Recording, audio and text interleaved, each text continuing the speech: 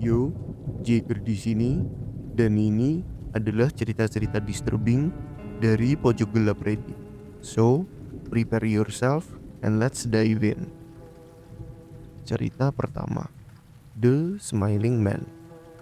Jadi sekitar 5 tahun lalu, gue tinggal di pusat kota, salah satu kota besar di US. Gue tuh emang night person gitu, tipe orang yang baru melek pas malam. Jadi, biasanya pas roommate gue udah tidur, gue itu bakal bosen sendirian. Nah, buat ngabisin waktu, gue sering jalan kaki malam-malam sendirian sambil mikir. Gue udah ngelakuin itu selama hampir 4 tahun. Tiap malam keluyuran. Tapi gak pernah sekalipun gue ngerasa takut. Gue bahkan sering kali bercanda sama roommate gue. Bilang kalau bandar narkoba di kota ini tuh sopan-sopan semua.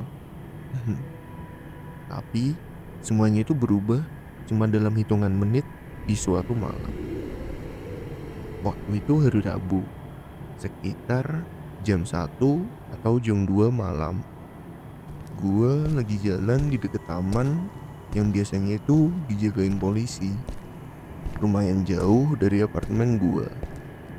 Malam itu sepi banget, bahkan buat ukuran hari kerja.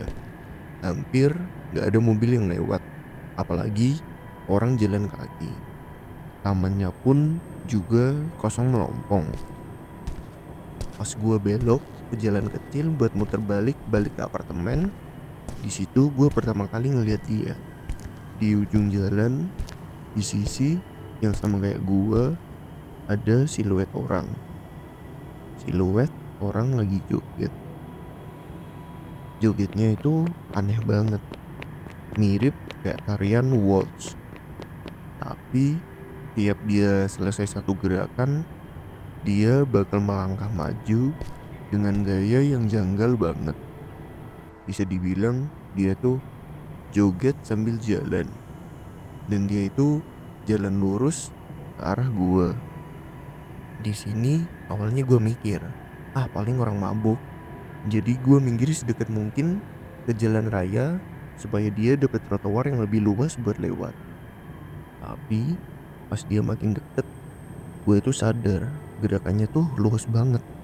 Terlalu luas buat orang mabok. Orangnya tuh tinggi kurus, pakai setelan jas tua. Dia joget makin deket, sampai akhirnya gue bisa lihat mukanya. Matanya itu melotot lebar banget, gila gitu. Kepalanya agak dongak ke atas ngelihat langit. Dan mulutnya ngebentuk senyum yang lebar banget, kayak karakter kartun yang dipaksain senyum.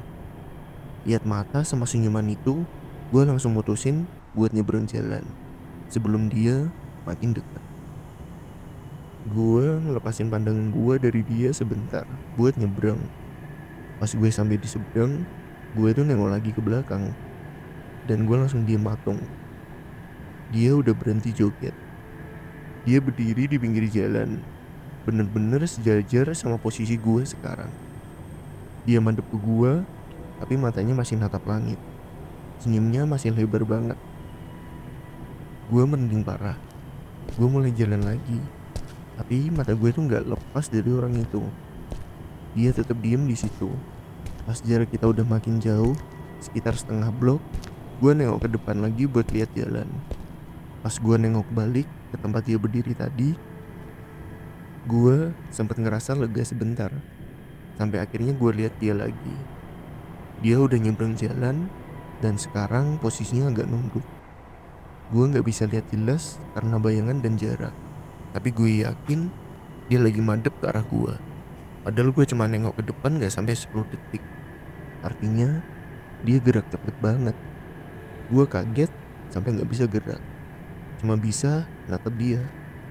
Terus dia mulai gerak ke arah gue lagi. Dia ngambil langkah jinjit yang lebar-lebar dan berlebihan. Persis kayak karakter kartun yang lagi ngendap-ngendap. Tapi masalahnya dia geraknya cepet banget. Gue pengennya bilang kalau gue langsung lari atau ngambil pepper spray atau telepon polisi, tapi nggak bisa. Gue cuma bisa berdiri di situ, bener-bener kaku pas si om-om senyum ini merayap ke arah gue. Terus dia berhenti lagi. Jaraknya cuma seukuran satu mobil dari gue. Masih senyum dengan mata melotot dan masih natap langit. Pas akhirnya suara gue keluar, gue cuma bisa latah ngomong apa yang ada di otak gue. Gue aslinya pengen nanya pakai nada marah. Mau lu apa sih bangsat? Tapi yang keluar malah suara bisikan gemeteran. Ngapain sih? Mungkin manusia itu memang bisa nyium bau ketakutan. Tapi yang jelas mereka bisa denger ketakutan. Gue bisa denger ketakutan itu di suara gue sendiri. Dan itu bikin gue makin ciut. Tapi dia nggak bereaksi sama sekali. Dia cuma berdiri di situ dan tersenyum. Rasanya itu lama banget. Sampai akhirnya dia balik badan pelan banget. Dan mulai lagi joget jalan ngejauh. Gitu aja. Karena gue nggak mau munggungin dia lagi, gue cuma liatin dia pergi sampai dia hampir nggak kelihatan. Tapi tiba-tiba gue sadar satu hal. Dia itu udah nggak joget lagi. Dan dia nggak ngejauh. Bentuk siluetnya itu makin gede. Dia balik lagi ke arah gue. Dan kali ini dia lari. Gue juga langsung lari. Gue lari sekencang-kencangnya sampai gue keluar dari jalan kecil itu ke jalan raya yang lebih terang. Pas gue nengok ke belakang, dia udah nggak ada. Sisa perjalanan pulang, gue bolak-balik nengok ke belakang, nungguin munculnya senyum bodoh itu lagi. Tapi dia nggak pernah muncul. Gue masih tinggal di kota itu selama 6 bulan setelah malam itu. Tapi gue nggak pernah mau jalan kaki lagi. Muka orang itu selalu ngantuin gue. Dia itu nggak kelihatan mabok. Dan dia nggak kelihatan teler juga. Dia itu bener-bener kelihatan gila total. Dan jujur, itu adalah hal paling serem yang pernah gue lihat seumur hidup gue. Lanjut ke cerita kedua yang berjudul The Maintenance Man. Sekitar 10 tahun lalu, ada seorang cewek yang baru aja cerai dan tinggal sendirian di apartemen satu kamar. Tempatnya bersih, harganya oke, dan ada doorman-nya atau tukang penjaga yang selalu ready di depan. Jadi dia ngerasa aman banget di situ. Dia lagi fokus sama karirnya, kerja lembur terus. Jadi biasanya dia pulang ke apartemen dalam kondisi kurang tidur parah. Awalnya dia ngetis hal-hal aneh. Pas pagi, pintu apartemennya kadang udah gak dikunci. Dia mikir, mungkin otak gue udah terlalu capek sampai lupa kunci pintu. Tapi lama-lama barang-barangnya juga mulai hilang. Hal sepele kayak sisir atau cat kuku. Gak parah sih, cuma bikin kesel aja. Tapi makin lama dia tinggal di situ, frekuensi lupa kunci pintu ini makin sering.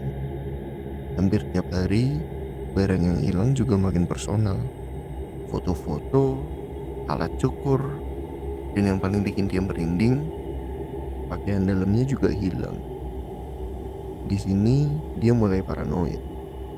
Dia bikin ritual tiap malam, kunci pintu, terus muter gagangnya 3 kali sambil bilang ke diri sendiri, udah kunci, udah kunci, udah kunci.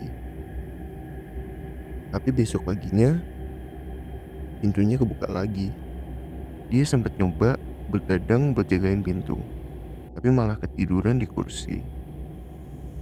Akhirnya karena dia udah gak percaya sama otaknya sendiri, dia beli kamera paling mahal yang bisa dia temuin. Dia umpetin kamera itu di bawah tumpukan handuk di lantai, ngadep langsung ke arah pintu. Besok paginya apartemennya kelihatan normal. Gak ada yang hilang. Dia cek rekamannya. Dia nge-fast forward semua rekamannya berjam-jam. Tapi ternyata gak ada apa-apa. Pas dia udah mau nyerah, tiba-tiba dia lihat gagang pintunya goyang. Terus pelan-pelan pintunya itu kebuka. Ada satu sosok nyelip masuk lewat pintu itu. Orang itu diam sebentar, kayak lagi dengerin suara di dalam. Terus dia jalan makin deket ke arah kamera. Pas di pause, si cewek ini langsung merinding sebadan-badan. Karena dia kenal banget sama muka itu. Itu adalah si maintenance man atau si tukang servis gedung apartemennya. Kelihatan jelas dari kacamata tebel dan rambut keritingnya. Di video itu, si tukang ini kelihatan santai banget, jalan-jalan di dalam apartemen. Terus dia jalan ke arah kamar tidur si cewek dan keluar dari jangkauan kamera. Sambil nangis sesenggukan, dia langsung telepon polisi. Pas polisi datang dan lihat rekamannya, polisi itu bener-bener pucet. Mereka bilang, "Tenang, lu aman sekarang. Kita bakal tangkep orang ini." Si cewek ini udah lemes banget. Dia pengen istirahat sebentar tapi takut sendirian. Jadi salah satu polisi nawarin buat jaga di depan pintu apartemennya selagi dia tidur siang. Pas dia lagi rebahan di kasur, dia gak bisa tidur. Otaknya tuh muter, dan muter terus. Ada sesuatu yang ngeganjel yang bikin dia gelisah. Dan tiba-tiba sebuah fakta yang mengerikan muncul di otaknya. Fakta yang bikin dia kaku seketika. Pas mereka nonton rekamannya tadi, mereka itu lihat si tukang itu masuk ke dalam apartemen. Tapi mereka gak pernah lihat tukang itu keluar dari apartemen. Di momen itu juga dia ngebeku. Dia gemetaran parah. Dia tahu dia harus lari ke pintu depan sekarang juga. Dia bangun pelan-pelan, ngelihat sekeliling kamar, gak ada siapa-siapa. Dia ayunin kakinya ke pinggir kasur dengan hati-hati. Pas telapak kakinya nyentuh lantai kayu yang dingin, dia ngerasa ada hembusan napas di pergelangan kakinya. Dia langsung lari sekencang-kencangnya keluar apartemen, nyamperin polisi di depan pintu. Pas polisi manggil bantuan dan menggeledah kolong tempat tidurnya, mereka nemuin si tukang itu lagi ngeringkuk di situ sambil megang pisau dan kamera Polaroid.